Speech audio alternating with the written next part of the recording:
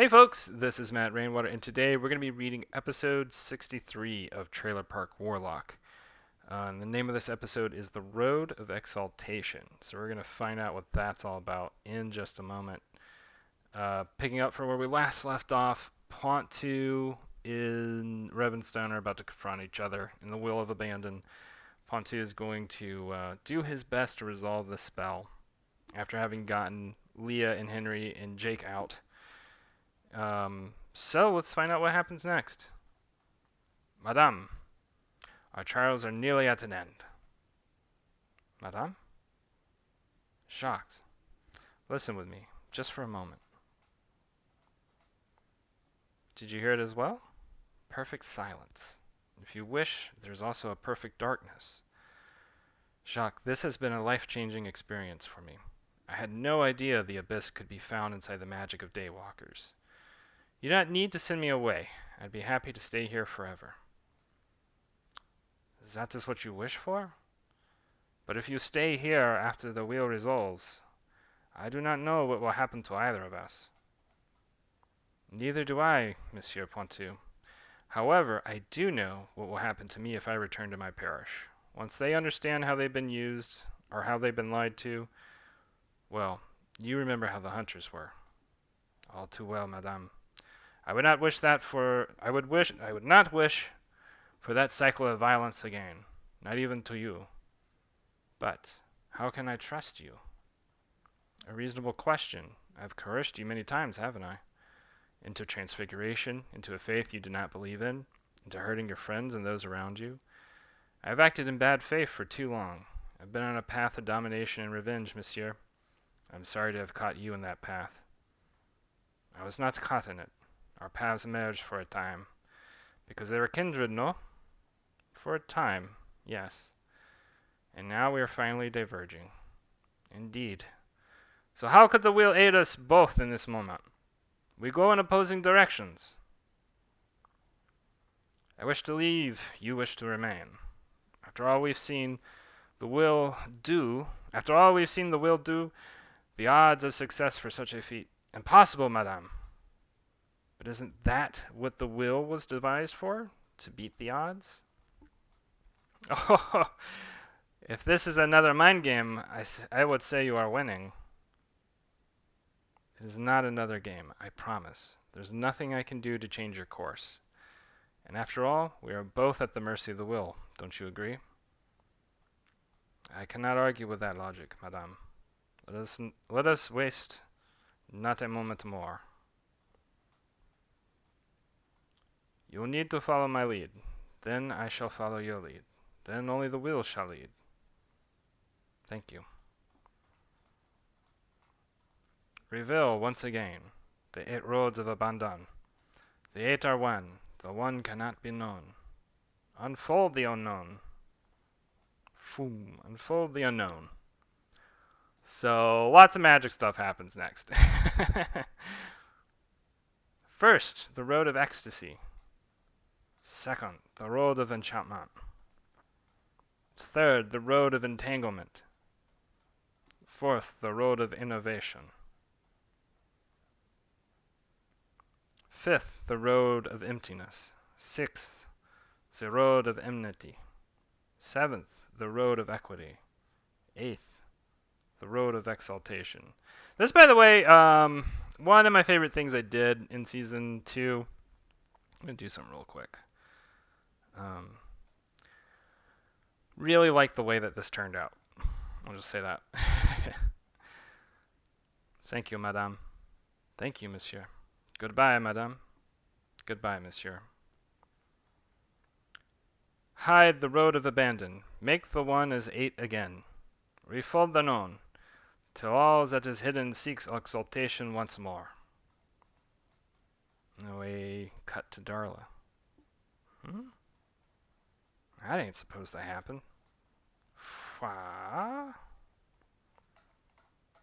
Poof. Did the damn thing just break? Darla, what in the hell just happened? Your guess is as good as mine. It warms my heart to see you purge the ill wind, Henry, but what of the master?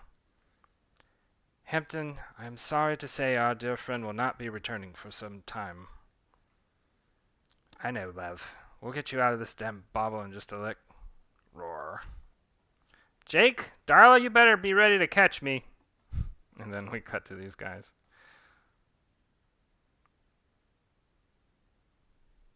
So, do we get our bets back or what? Man, I don't know. To be continued. So I like the way that, because this is basically the end of the arc. The next episode, the next two episodes is just kind of ties everything together. But this, I feel like, for me, was a fitting end to the arc. Some of my favorite panels that I drew in this season take place in this episode. And it took me a while to draw, but it was a lot of fun to draw. I love this gesture that I did for Pointu that worked out really well. Angelic Pointu took forever to draw, but I also liked drawing it. It was kind of a complex character design, very involved. But I also just I don't know, I got a lot out of drawing it. Out of drawing him, I should say.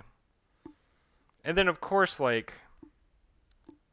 this whole, I don't even know what you call it, montage, collage, whatnot.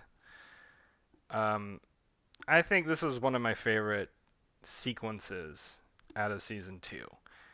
And I still feel pretty proud about it. And when I was making it, I definitely had this feeling of okay, this is something that I just need to put my everything into, because this is going back into how I have been approaching every season. I have been trying to approach it as this could be my last one. So I just try and put everything I can with the energy, the time, and the know-how that I have in the moment. And so I end up, with the best that I can do with what I have at the time, which is, what more can you ask from anybody, right? But anyway, point being, I would say if I had to make like a reel, I guess, of all the things that I've done, this would be on it. You know what I mean? All of the words in the 8 roads start with E, and I don't have a particular reason for why that is. It just seemed right to me. I guess so that it's alliteration with 8, right? But there isn't any other major intention behind it beyond that. And I really think these designs for, I guess I'll just say Ascended Pointu and Ascended Revenstone, I think are really cool. And the idea that they always exist sort of inverted from each other is interesting. Will I do more with that in the future?